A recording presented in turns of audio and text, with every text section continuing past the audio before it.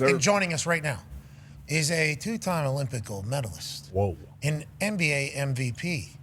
One of the greatest TV personalities in the history of television. Oh, yeah. A man who's won 79 Emmys and counting from TNT. Ladies and gentlemen, friend of the program, Charles Barkley. Yeah. Chuck, how are you, pal? I'm good, guys. Thanks for having me on. Now, you've had to watch this shit show for the last 5 minutes. We apologize for keeping you waiting. We appreciate you taking the time. Massive night tonight, Chuck. Play in to start the playoffs. We got LeBron James. We got Steph Curry. What? We got two young teams. We got a massive night for the NBA. Is this exactly how they wanted it whenever they set up this play-in style for the playoffs, Chuck? Well, I'm not sure they thought they were going to have the Lakers and the Warriors in the play-in. I think it was really supposed to be for the shit teams. I'm not going to lie. But you know what? It's great. It's actually pretty good. And you got Joel Embiid and Jimmy Butler tomorrow night on ESPN.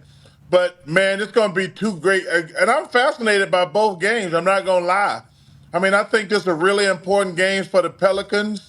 You know, they played the Lakers twice this year in meaningful games and got humiliated twice. They did the championship of the in-season tournament. They had to win one game, Pat, one game at home Sunday to avoid the play-in, and they got humiliated again by the Lakers. I really think this is an important game. I really think it's an important game for the Pelicans, for their psyche going forward. And that second game, man, the Warriors going to have their hands full. They're going to have their hands full with the Kings. The Kings can score with anybody. They can't stop a runny nose, but they can flat out score. If you remember last year, Steph Curry bailed them out in Game 7 when he went off for 50. I don't know if he's capable of doing that any longer. So I think both games tonight are going to be fascinating. Good for the. You just said something about Steph Curry there that we'll certainly revisit at some point. AJ, you have a question for Chuck? I want to talk about the Warriors. Like, are we going to, is this the last great hurrah for the Warriors? Is it possible if they get in that they make a run? And what do they look like next year? Like, is this something that, are we going to see this core in place moving forward? AJ, number one, good to see you. Let me tell you something. The one thing I know about old people, they just get older. They don't get healthier or they don't get better. The Warriors are done as we know them. They got old. You know, when you have as much success as they have, you know, it's not like you probably guys have felt the same thing when you made a Super Bowl run before. Or you're tired going into the next season. But what's happened with the Warriors, man, that wear and tear is taking their toll. The thing with Clay, ACL, Achilles just really hurt his game going forward. And you go back, they really kind of messed up on the Wiseman, taking him number 2 pick in the draft. It worked out, Kuminga's coming on. But the thing with Wiseman's probably been the thing that set them back the most. But, man, old people, no disrespect. I want to be an old person one day. But old people don't get better. They're just going to be a year older next year. But they're cooked as far as being a championship contender. Yeah, but when you're old and you're retired, you can take science. Yeah. You know, these guys in the NBA, they can't take any science.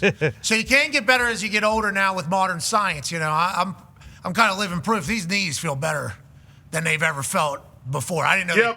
Yeah, but hey, you know what, Pat? We're not going to put your ass in a game, though. Don't forget that. It's great to walk around. True. Yeah, it's great to walk around. Hey, I don't know if AJ's got any fake body parts. I got 2 new hips. But if he got fake body parts, that don't mean we're going to put him in an NFL game. It looked good walking around, but we're not going to put him in a game more than likely. How are those 2 new hips? AJ's knees are terrible. He needs 2 new ones. Big. And AJ, let me tell you something. I put it off, and when I got the first hip, I was like, oh, my God, this is the greatest thing ever. Then I got the second hip. Man, get it done. It's a godsend. It changed everything about me just walking around in pain all the time. hey, get all the fake body parts you can. All right. AJ, you need to do that. AJ, so his knees, his gait, especially after the American Century Championship, he is in pain all the time. Yeah. He's like, yeah, this is what life is, though. Yeah, you're just in pain every day. He's from Ohio. You know, he's got that linebacker mentality from Ohio. He's like, yeah, I just hurt. That's life now. My knees hurt. But what you're saying is he doesn't have to be like that, AJ, right? That's what you're saying, Chuck? Yeah, because, you want to be able to, first of all, you want to walk and play. I mean, there's only a few things old people can do. We play golf and we fish. Now you got some of these crazy idiots out here trying to play pickleball. Great sport. I don't call it pickleball. I call it a place where old people go and get hurt. Okay. That's what they should change. That's what they should change the name to. I don't know if that's as catchy. I don't know if that's as catchy as pickleball, Chuck. I don't know if It's not nearly as catchy, but hey, I'm telling you, getting artificial parts, man, they changed everything. Get it done as soon as possible. All right. So you are obviously freak athlete, big man. Happy to hear you got 2 new hips. Also, a lot of experience on things, especially things that are coming up like the Olympics. Connor has a question for you, Chuck. Yeah, Chuck. Every time the Olympic roster gets announced, everybody always goes back like, hey, is this team as good as the 92 team? And obviously the squad that they have going right now, it's all the superstars. It's not like last year where they went to FIBA and it was just kind of, Halliburton was on the team, but it wasn't what it is coming up this year. But to that dream team point, when that happens and that debate comes up, a lot of people go to the redeem team of 2008, but some people say like, hey, 92 was great, but 96, like that team could have probably beaten the dream team too. You were on both the teams. Do you have any thoughts around that debate, the 92 versus 96 team? And is the 92 team just by far and away the greatest Olympic team ever? Or do you think there are some of those other teams like 96, like the redeem team, that can hold, a water to that team as well? Well, I think that the key is, number one, thank you for a great question. The 92 team was unique because it was the first time. And you have to factor in, on all these teams, I'm not stupid, Michael Jordan, Larry Bird, Magic Johnson, the 3 most important players in NBA history. People forget, the NBA was too black, too thuggish, too many drugs. Magic Johnson and Larry Bird are the 2 most important figures in NBA history. The average salary when they started was around $200,000. Now the average salary is like $10 million. I always tell Magic and Larry every time I see them, thank you, thank you, thank you. Those are the 2 most important figures in NBA history. Then you factor in Michael Jordan, who's like a supernova, which they don't come along that often. So that's one of the reasons those other teams, hey, LeBron, I love LeBron. LeBron is amazing. But to have those 3 guys on that first team, nothing can beat that type of star power. Yeah, these other guys are great players, but they didn't do what the NBA for what Magic, Michael, and Larry did. And I would never disparage LeBron because I think LeBron, hey, man, he's amazing. He's great, great, great. But anybody tell you that people are going to be buying his shoes for $1 billion a year after the guy's been retired for, think about that. And you have to also factor in, Michael's the first guy who did commercials. So you have to factor all that in when you're talking about how the cultural relevance. Magic and Bird and Michael, because of who they were and what they did for the NBA today, the reason Kobe, LeBron make $800 million from Nike is because Michael Jordan was the first guy to do it.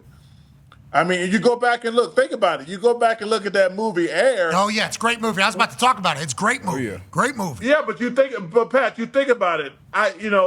His mom says, we want a percentage of the shoes. They're like, well, and Matt Damon, who was playing Sonny, says, well, we don't do it like that. Well, because of Michael Jordan, we do it like that. So to answer your man's question, you got to take in effect in 92, Magic, Michael, and Larry was such what they did for the NBA. These other teams are great, great, great, but what those 3 guys did for the NBA is on a whole nother level. The Magic in Larry doc, awesome. Sweet. Yeah. I think it's on NBA TV. I think it's an NBA film. I don't know who created it. It's awesome. Air, awesome. The history of basketball and its growth, semi-pro, obviously, huge part of it all. You know, these movies, the Flint Tropics, they got tropical. Yeah. If it wasn't for them, you know, the alley-oop would never exist. We all know forget. that. But those movies tell the story of the NBA in a beautiful fashion. And as you're talking about that dream team and the Olympics, and obviously it's international play, do you think it's your guys' fault that these sports have grown in these countries so much that now the NBA is like right? It's becoming a top 5, top 10 players. International players are taking up a lot of the spots in the league. The game is more global than it's ever been. I assume the dream team is one of the big factors in that entire thing. 100%, Pat. That's because of David Stern. When David Stern, that was his global vision, and it worked out perfectly. And listen, I'll tell you something else that's amazing about the Dream Team. Pat, we had 10,000 people standing outside of the hotel just to get a glimpse of us every day when we would walk to the bus. You have to walk like probably 15 feet from the hotel door to the bus. There was 10,000 people out there every day. There was people along the highway holding signs. We had 2 police cars in front, 2 police cars in back. We had an armed motorcycle. We had 2 guys on motorcycles on the side. One guy had a machine gun. Yeah. And we had a helicopter above the bus. Jeez. Every time we went to practice into a game. These guys, they probably have security, but they didn't have that type of security. And there was not 10,000 people standing outside the hotel to see us go to practice a game. And I guarantee you, when they were like, dude, along the highway, people were holding up Bird, Magic, Michael signs. I tell people to this day, it's one of the most incredible, it's the most incredible. I mean, people standing along the highway with Jordan, Bird, Magic signs. And the helicopter above the bus and a machine gun guy beside you. I mean, the stuff that went on for that Dream Team, Chuck, you guys sitting in the bus going, that motherfucker's got a machine gun. Shit. When you guys realize that's a funny moment, as you guys are talking amongst each other. We're like, yo, man, one of these guys on the motorcycle got a machine gun. And I tell you something else, when we went to the top of the hotel to get by the pool, there was like 10 security guards with machine guns on the roof. It was crazy. Nobody fucked this up. Okay, the entire league is here right now. The future of the league is here, and then it grows the game exponentially internationally. And I've had some of these younger players come up to me and says, the Dream Team is my first recollection of basketball in some of these foreign countries. And that's the first time, I met Dirk Nowitzki and tried to pay him to come to Auburn. We played an exhibition in Germany. You can't do that. That's illegal.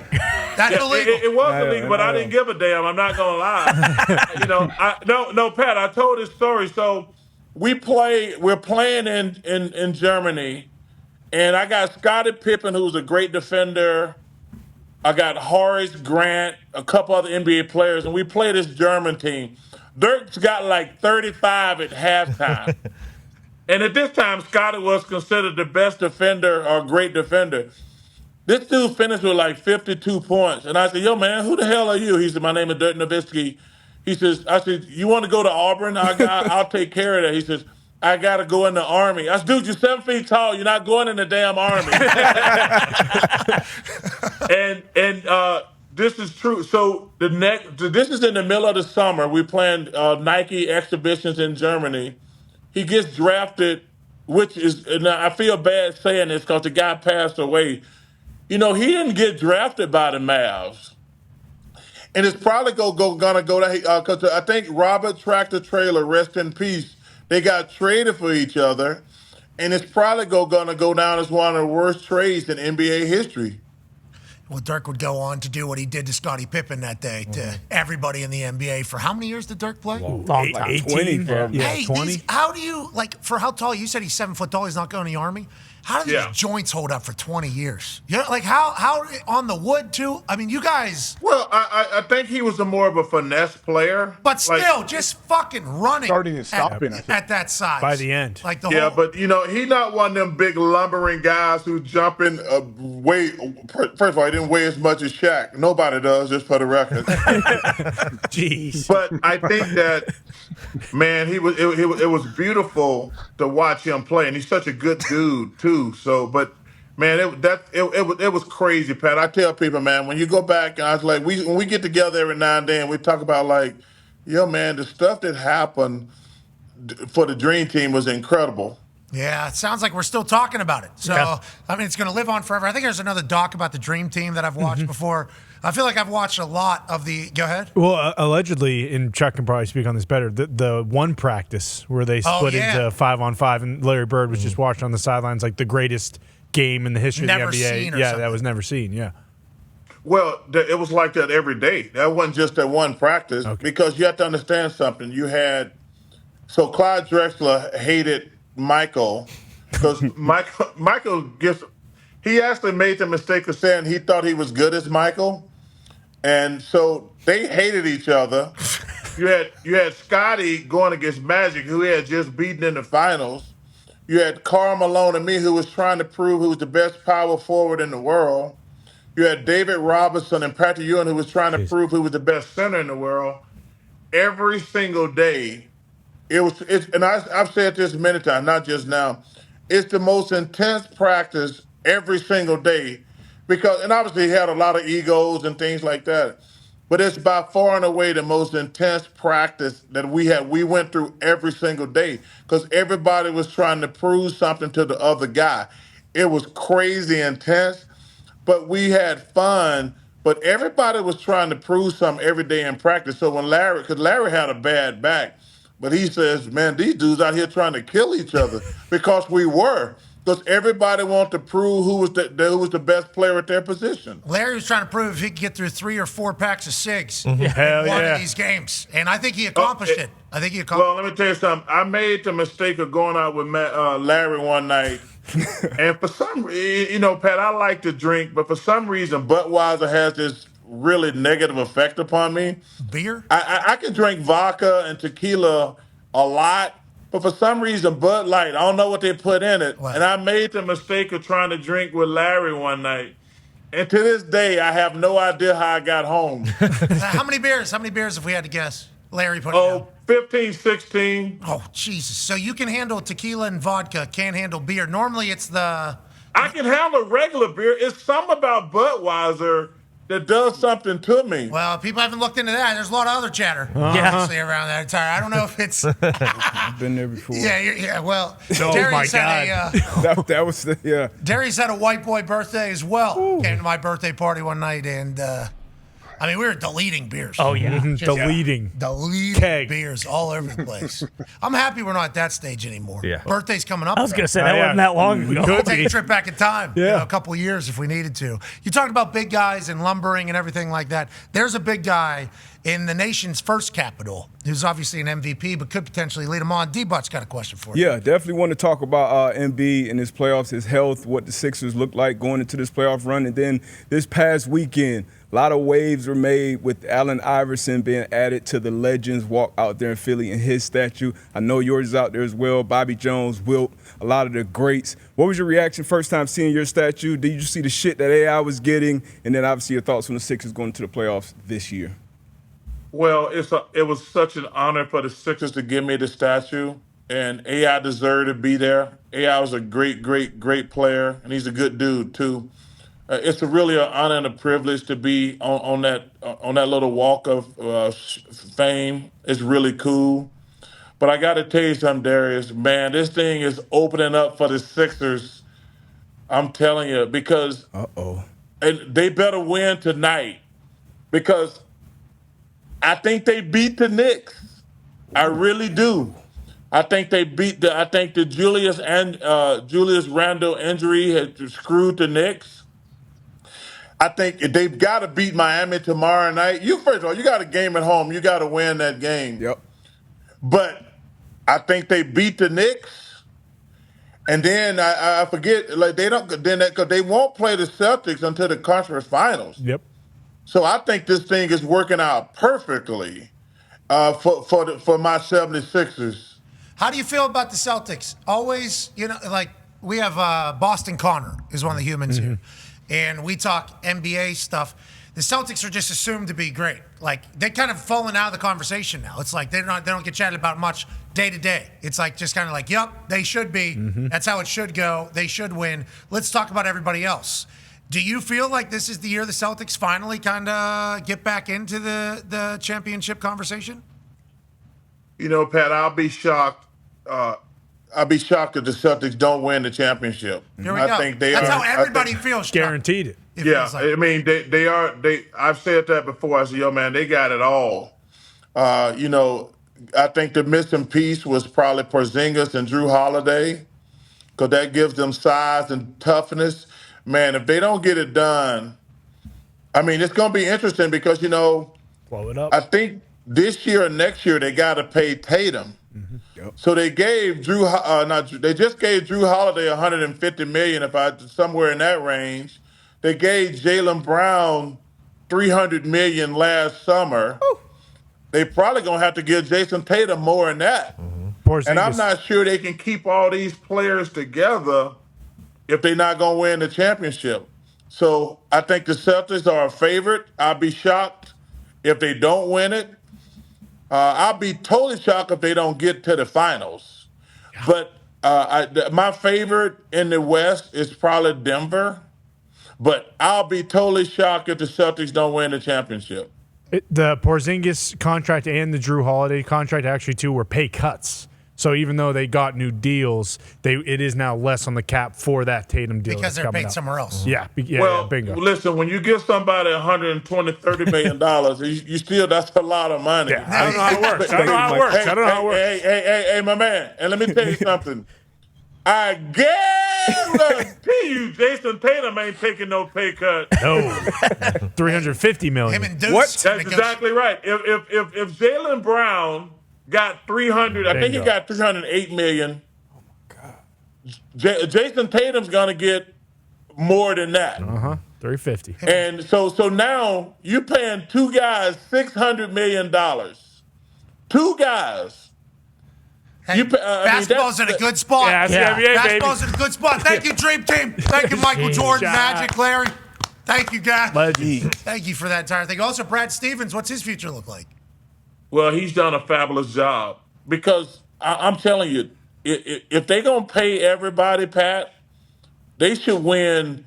They should be the championship favorite for the next 5 years. Why? To be honest with you, because Jason and Tatum and Jaylen Brown, they like 26, 27? Oh, yeah.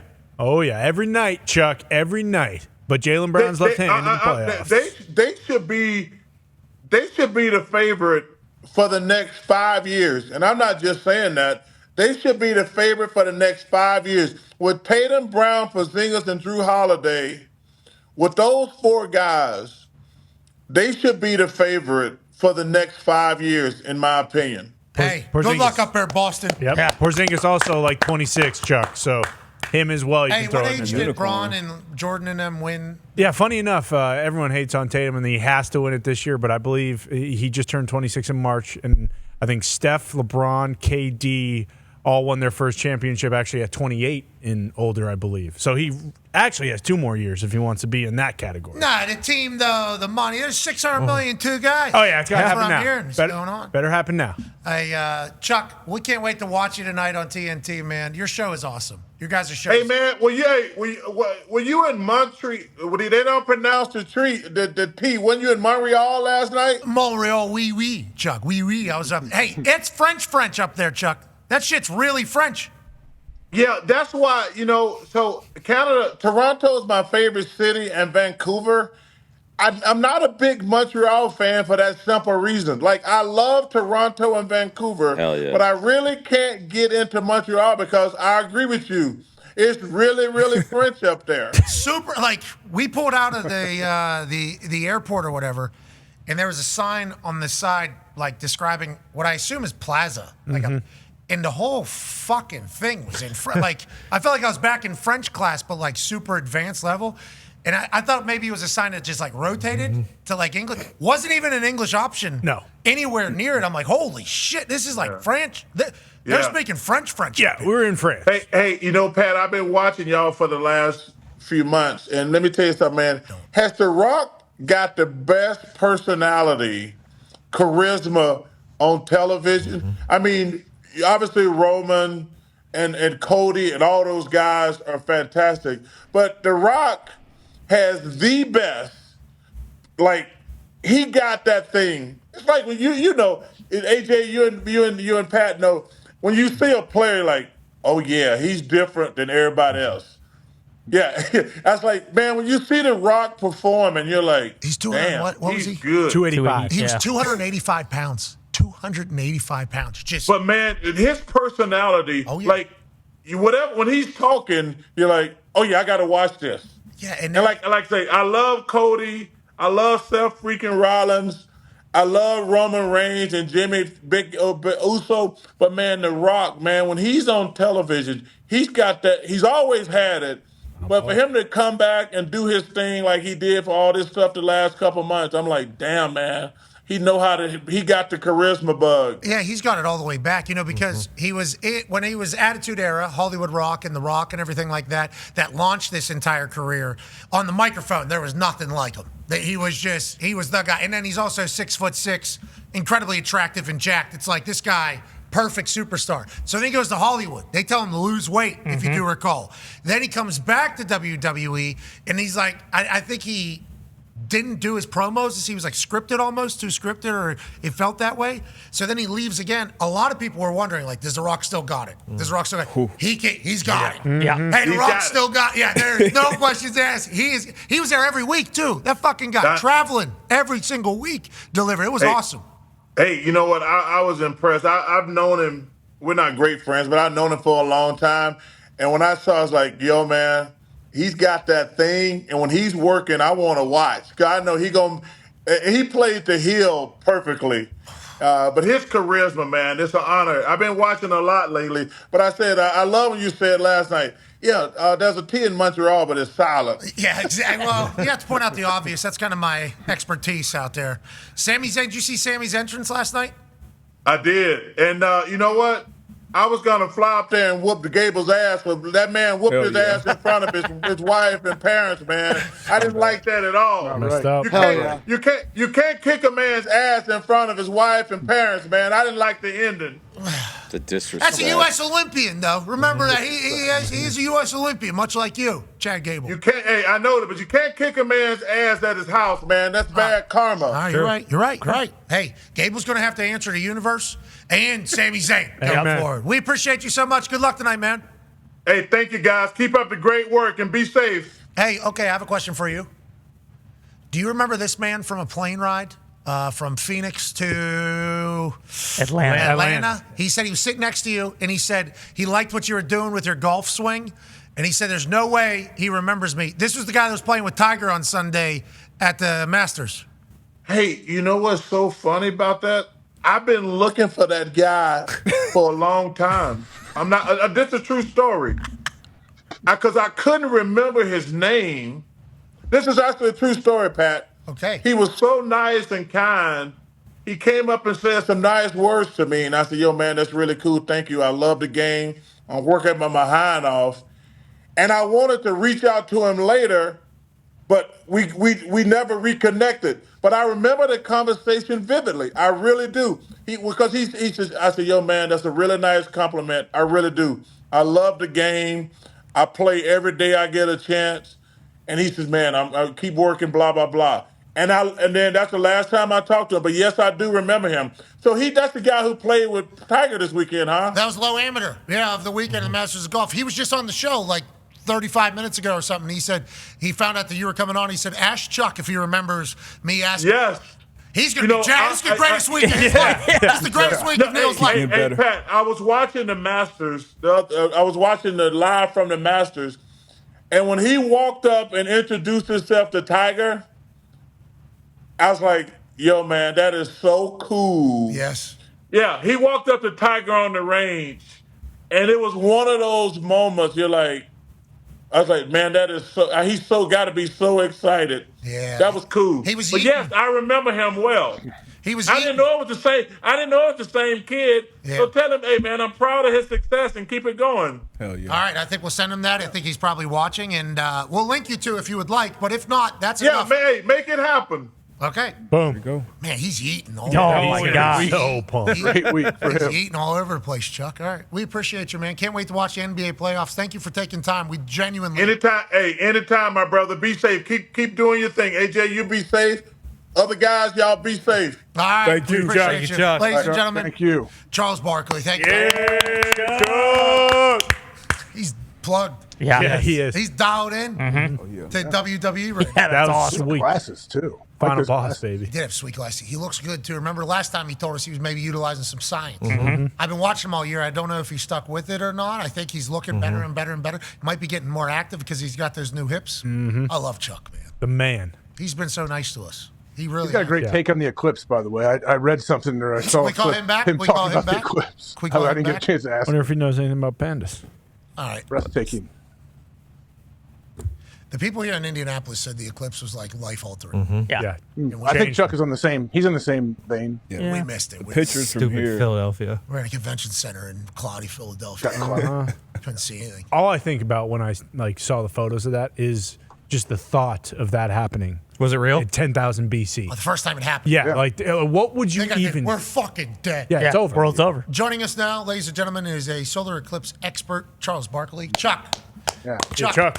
Hey, AJ said you have a solar eclipse take that he wanted to ask about. Like real emotional. Yeah, were you crying like all the people got real emotional and life changing moment? A bunch of fucking losers. That was like. Now I can understand if you're like a little kid or you want to, but these adults talking about they were going through something. I said, what a bunch of fucking losers. What a heel turn. Oh, man. You didn't post a video crying? Thank you, AJ. Come on, man. Please stop. Come on, man. If you like I said, if you want to do that with a kid or something, or a science teacher want to take your class out, but if you're a grown ass person and you built your whole day around the eclipse, you're a damn loser. I did not know what to expect. I had no idea. I had not heard this. AJ has obviously heard this. I assume this has happened on your show or somewhere else. I did not expect that to come out of your mouth. Yeah. Oh, Chuck, you're the best. Ladies and gentlemen, solar eclipse expert, Charles Barkley. Chuck. All the time. Wow. He didn't skip a beat. Fucking losers. Didn't see that coming. All right. I don't know where we're headed for this. That's the show. Yeah. I think it's a good way to wrap it I up. think that has to be the show.